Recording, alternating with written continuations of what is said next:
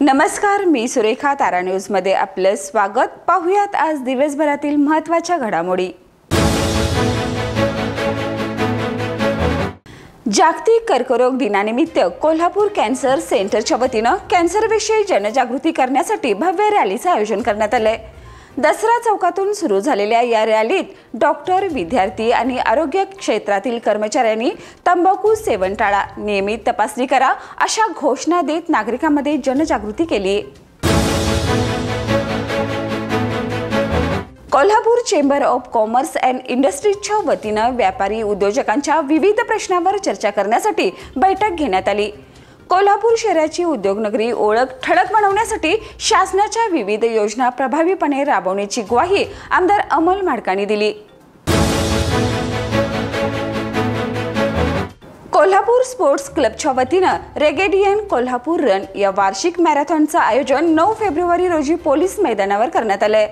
निवोदित खेळाडूंना व्यासपीठ मिळावं आणि क्रीडा संस्कृतीला चालना मिळावी या उद्देशाने गेल्या 9 वर्षापासून या मॅरेथॉनचे आयोजन केले जाते. राज्यातील विकास कामे तातडीने बंद करण्याचा इशारा महाराष्ट्र राज्य कंत्राटदार महासंघटनेच्या वतीने देण्यात आलाय. 14 जानेवारी 2025 रोजी संघटनेने आपल्या मागणीचं पत्र सरकारला सादर केलं होतं. मात्र अद्याप कोणतीही ठोस कारवाई न झाल्यामुळे 5 फेब्रुवारी पासून सर्व विकास कामे बंद करण्याचा निर्णय घेण्यात आलाय. तबलगी जमात आणि इस्तिमावर सोशल मीडियाद्वारे खोटे आरोप करून इस्लाम धर्माचा द्वेष करून सामाजिक तेढ निर्माण करणाऱ्या समाजकंटकावर कारवाई करण्याबाबत आज MIMच्या वतीने जिल्हाधिकारी कार्यालयात निवेदन देण्यात आलं. व्याख्याते राहुल सोलापूरकर यांनी छत्रपती शिवाजी महाराजांच्या विषयी केलेल्या वादग्रस्त वक्तव्यावरून मोठा वाद निर्माण झालाय. त्यांच्या विधानामुळे संपूर्ण महाराष्ट्रात संतापाची लाट उसळली असून शिवसेना उद्धव बाळासाहेब ठाकरे पक्षाच्या वतीने राहुल सोलापूरकर यांच्या अटकेची त्वरित मागणी केली आहे. इचलकरंजी शिवनाकवाडी गावातील यात्रेदरम्यान महाप्रसाद घेतल्यानंतर 300 ते 350 नागरिकांना विषबाधा झाल्याची धक्कादायक घटना घडली आहे. अनेकांना उलटी, जुलाब आणि अस्वस्थ वाटू लागल्याने त्यांना तातडीने इचलकरंजीतील इंदिरा गांधी मेमोरियल रुग्णालयासह अन्य रुग्णालयामध्ये दाखल करण्यात आलं. घटनेनंतर आरोग्य प्रशासन सतर्क झालं असून बाधित नागरिकांच्यावर तातडीने उपचार सुरू आहेत. आयुष्यमान भारत ई कार्डसाठी सर्व पात्र लाभार्थ्यांनी जवळच्या आरोग्य केंद्राकडे संपर्क साधा असं आवाहन प्रशासक के मंजुलक्ष्मी यांनी केले.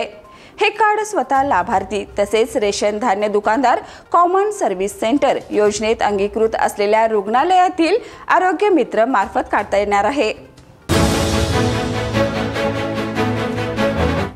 शालेय शिक्षण विभागाचा आढावा घेण्यासाठी उपमुख्यमंत्री एकनाथ शिंदेंनी मुंबई येथे मंगळवारी सह्याद्री अतिथीगृह येथे बैठकीचे आयोजन केले होते.